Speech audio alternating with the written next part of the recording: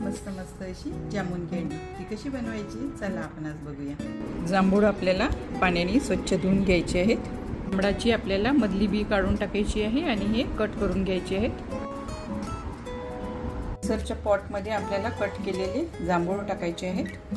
Fresh पुदिना, साखर घालायची आहे, मीठ, काळं मीठ, जिरा पावडर टाकायची आहे, लिंबू पिळायचं आहे. मिक्सरला हे सर्व बारीक करून घ्यायचं आहे.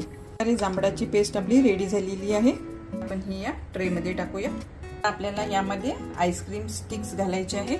आता हा ट्रे आपल्याला फ्रीजर मध्ये ठेवून द्यायचा आहे. बघा जामून कँडी मी फ्रीजर मधून काढलेली आहे. आता आपण हिला बाहेर काढूया. बघा किती मस्त झालेली आहे. वरून थोडंसं आपण काळं मीठ टाकूया. तर आपली मस्त मस्त अशी जामून कँडी रेडी आहे. इतकी छान लागत आहे.